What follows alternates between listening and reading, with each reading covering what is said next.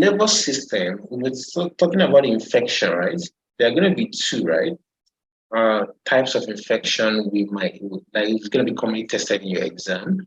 We have what? We have infection of the cerebral cortex, which is what we call encephalitis, right? Versus infection of what? Of the leptomeninges, which is what we call what? Meningitis.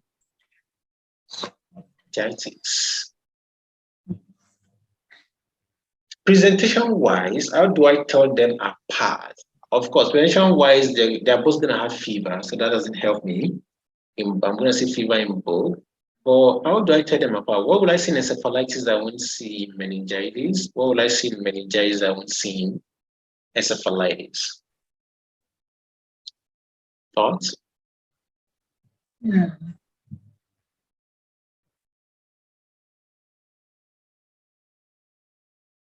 If there's inflammation of the cerebral cortex, what would that lead to? Patient will have altered mental status. These people are going to be confused. Confusion, disorientation, all those things are telling the cerebral cortex is inflamed. Something's wrong with the cerebral cortex, the brain. Patient cannot tell time, place, location, which makes sense. Cortical functions down. What else will I see? I'm going to see what? Upper motor neuron lesions. Upper motor neuron lesions, especially we have hyperreflexia, Babinski sign, things like that. We're going to see those in encephalitis. Yes. Upper motor neuron lesion. Now, what will I say in meningitis? Encephalitis can also have seizure. So what will I say in meningitis?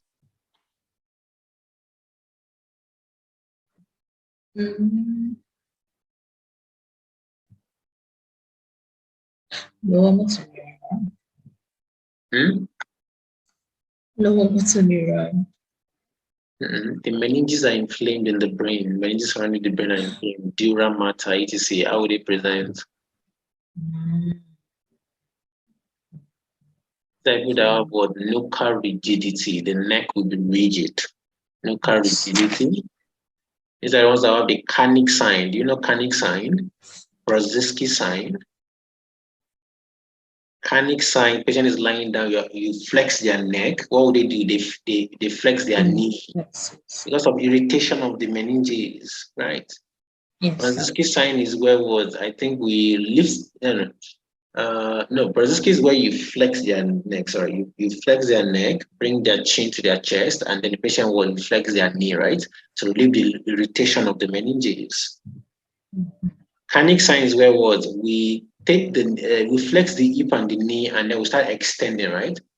Them, and as because of the irritation of stretching the meninges, the patient will what? Flex their neck, right? To relieve that irritation, or arch their back a little bit to help relieve that irritation, right? Yeah. So all these are telling me, will I see these features in encephalitis? No, I won't. Okay. So these are specific for what? Meningitis. Yes, sir. We also see what? Photophobia. Right. Photophobia. Patients close their eyes. They're sensitive to light, bright light.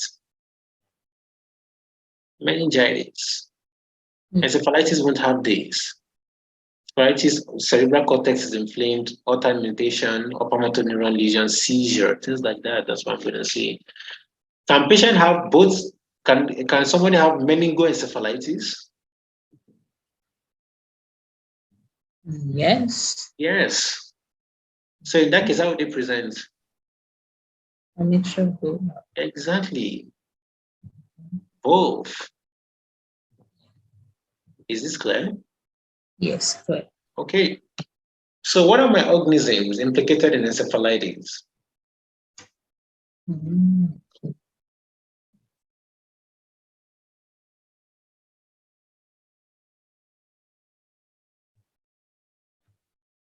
EHS fever, CMV, toxo.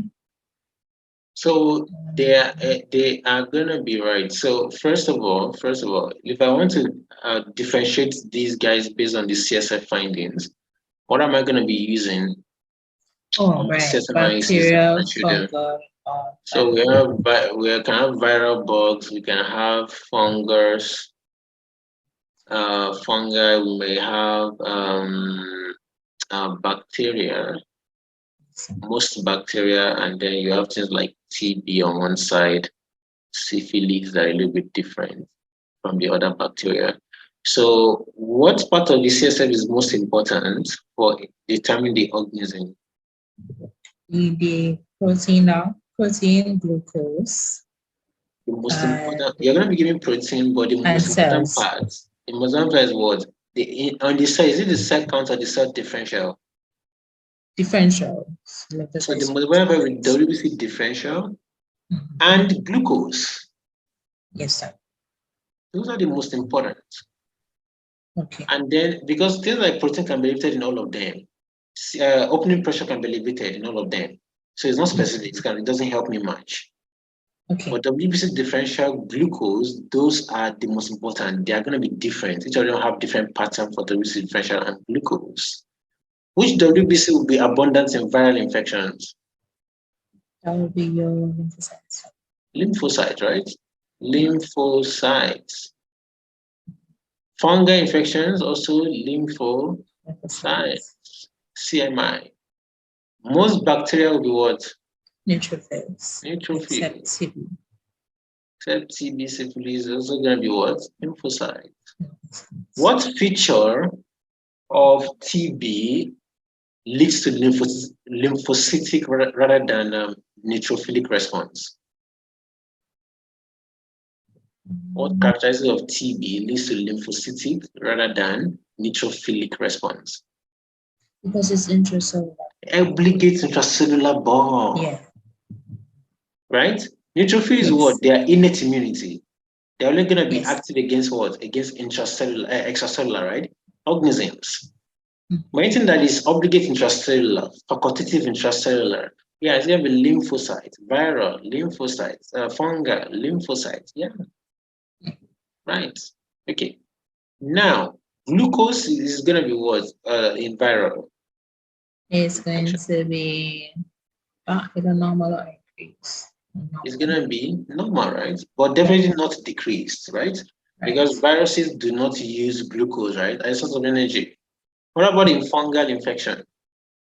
It will be decreased for sure. It will be low. Most bacteria? Low. Low. TB, low. Yeah. So you can see, so fungal, TB, CB, they have the same pattern, right? Lymphocytic response and low, right? Glucose. So in that case, now I cannot use things like what the gram stain, right? To see what they tell me. If they do stain, well, I'm looking at yeast IFR fungal. Yeah. If they do their gram stain or they see acid fast bacilli, acid fast stain, they will know we're dealing with TB. Or we do gram stain, we see spirochetes, syphilis, right? Yes. Or rickets and stuff like that, yeah? Okay. Fantastic. Okay. Now, under each, let's talk about encephalitis first. So I see this CSF pattern, patient has encephalitis pattern. What viruses can cause encephalitis? You mentioned, right? HSV being one of them, correct? Yes. And then we also have other viruses that cause encephalitis. We have a lot of them. There's West Nile encephalitis. There's Eastern equine encephalitis. There's Western equine encephalitis. There is a lot of other viruses. Let me just put other, right? Viruses here. Yes, sir. What is unique about HSV that will not see in other viruses? Hemorrhagic. Thank you. So red blood cells will also be what? Elevated, and it also affects what? The temporal lobe. Very good. Yes, sir. So other viruses, however, there will be no blood. Okay, good. Encephalitis. Fungal, well, Cryptococcus, right? Being one of the major ones. Yes. Cryptococcus neoformans. What is the risk factor for Cryptococcus encephalitis? Yeah, HIV. HIV. CD count below what? Below 50. CD count below 100. Right. Well, let's just say anytime below 200, you can actually see it, but typically anything below 100, there's definitely a risk, right, for Cryptococcus, right? Those that are immunocompromised. Very good. Immunocompromised. Okay. And treatment will be antifungal, right? So we have our amphotericin B, And then we have flucytosine. Yeah, okay. For bacterial encephalitis, typically bacteria do not typically cause encephalitis. They are more likely to cause what? Meningitis. Okay. Yes, bacteria, they are more likely to cause meningitis than encephalitis itself. Viruses, more likely encephalitis, as well as meningitis. Yeah, except there's other viruses can also cause meningitis, like the echoviruses, enteroviruses, the ones that are transmitted fecal orally, right? Yeah, they can cause meningitis. Fungal, same thing. Cryptococcus can cause meningitis also. Bacteria can, and also don't forget nocardia. Nocardia too can cause encephalitis or brain abscesses. Bacteria-wise, where we have strep pneumo, well, depending on the patient's age, right? So the bacterial causes of meningitis are classified based on what age. Or if you wanted to confirm specifically, we have to know what their microbiology, right? Lab identification. Yeah, so you have to know which ones are gram positives, negative, cocci, rods, whatever. We gotta know those things. Yes, about them. But age-wise, for neonates, less than 1 month, we have the word agalactia, right? Group B strep, E. coli, and listeria, right? Yeah. Yeah. GBS, E. coli, listeria for those less than 1 month. For those between 1 month to 50 years old, they can get what? They can get Neisseria, Haemophilus, right? Influenza. College age students, teenagers and so Neisseria, right? Meningitis Yes, is usually the most common. And for those greater than 50 years old, strep pneumo, right? Becomes more common as well as they can go to Neisseria as well as Haemophilus, right? Yeah. And then those that are immunocompromised, decrease the immune system, listeria, right? They are at risk for that also. yes, sir. Awesome. So know these organisms, both by age as well as by risk factors like college dormitories or military recruits, bases and barracks, right, when Neisseria will be common. Those that are older, strep pneumo, there's also a risk for influenza as well as Neisseria. And those are immunocompromised, there's higher risk for also what listeria, right, including those other bugs. And this we guide what empiric treatment, right? So if you notice, we have a mixture of what mostly gram positives and gram negatives, right, as the most likely causative agents, correct? So as accordingly, your treatment will be what? A drug that will combine, right? Broad spectrum, empiric treatment, broad spectrum gram positive coverage, broad spectrum gram negative, right? Coverage. Yes, sir. So in those more than 1 month old, infants to adults, we usually use what vancomycin and what ceftriaxone. Vanc is a broad spectrum gram positive, right? Coverage, and ceftriaxone is what broad spectrum gram negative coverage. While in those with in neonates, usually is what we can use ampicillin because that is for listeria. Ampicillin covers listeria and what aminoglycosides, right? To cover E. coli. Yeah. Ampicillin will cover GBS and listeria, and ampicillin and aminoglycoside like gentamicin will cover what E. coli. Avoid using ceftriaxone in neonates because of the risk of what? Biliary sludging and jaundice. Okay.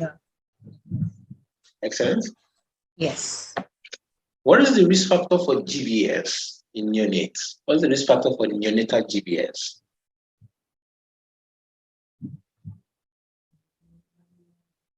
How do babies get GBS and E. coli?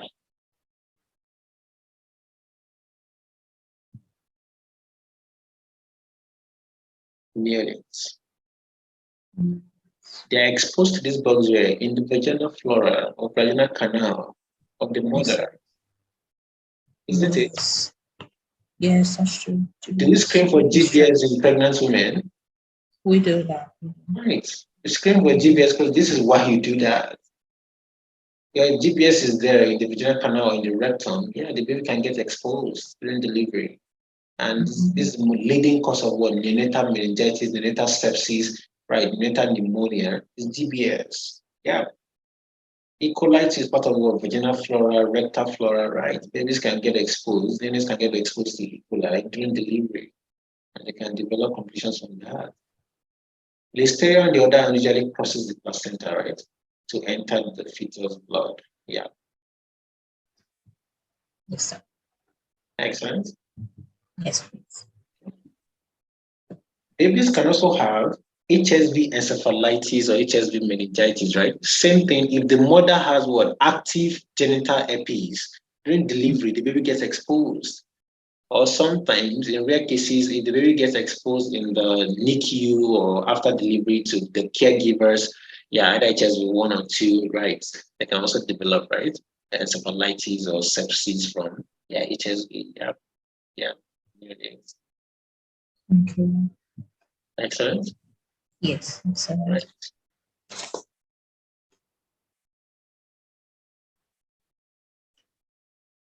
Any questions? What are possible complications of encephalitis? Abscess. Encephalitis can lead to brain abscess. The cerebral cortex, especially if it's due to bacterial encephalitis or even meningitis, that can progress to brain abscess. At that point, if somebody has brain abscess now, they usually have what? Focal neurologic deficits. So they may tell you there's weakness of one half of the body or something like that, right? In that scenario, or in that case, focal neurologic deficit. For meningitis, meningitis can lead to what? Can progress. What is the hallmark of inflammation?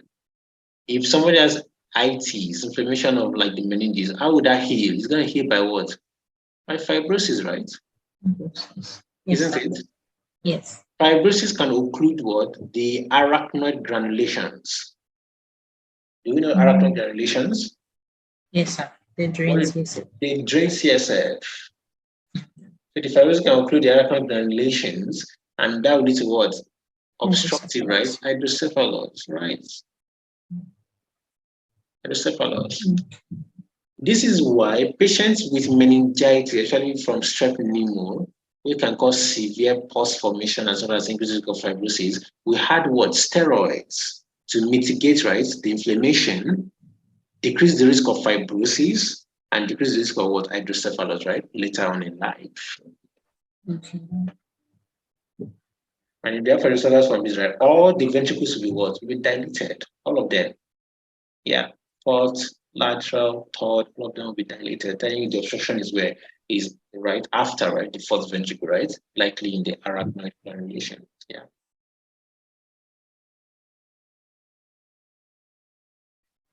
Yes, sir. All right. Fantastic.